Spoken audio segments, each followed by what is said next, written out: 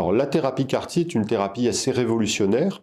On va prendre le sang du patient, on le filtre dans une machine, comme si on faisait un don du sang, et dans cette machine, on va filtrer uniquement des globules blancs.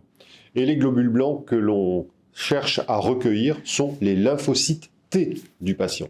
Les lymphocytes T, c'est le système immunitaire. Un lymphocyte T reconnaît de manière spécifique un agent étranger ou peut reconnaître éventuellement des cellules tumorales.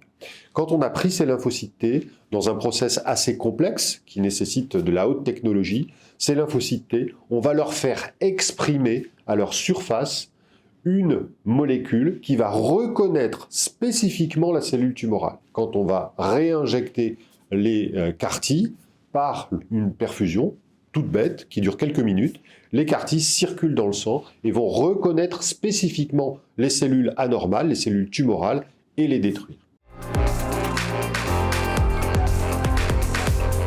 D'abord, les patients aujourd'hui qui se voient proposer la thérapie CAR-T, ils ont très peu, si ce n'est aucune autre option.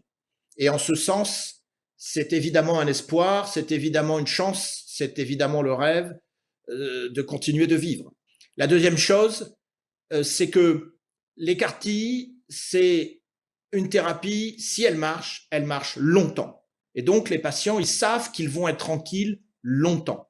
Parce qu'il y a des patients, ils essayent des traitements et tous les 4 mois, ils changent de traitement. Et ça, c'est très dur psychologiquement. Un programme CAR-T, un traitement de type CAR-T, c'est un parcours. Il faut rencontrer des médecins pour s'assurer que le patient va en tirer bénéfice au mieux ou en tout cas ne pas avoir de problématiques de tolérance spécifiques. Il faut faire une aphérèse parce qu'il faut collecter ces cellules. Ensuite, il faut faire une chimiothérapie d'attente.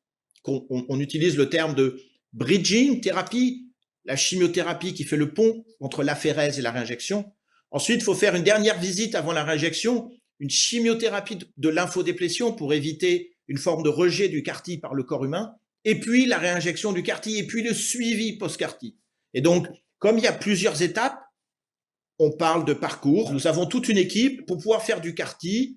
À cause de ce phénomène de parcours, il faut une équipe. Les équipes travaillent très très bien à expliquer, à éduquer les patients et à les conduire à travers les différentes étapes.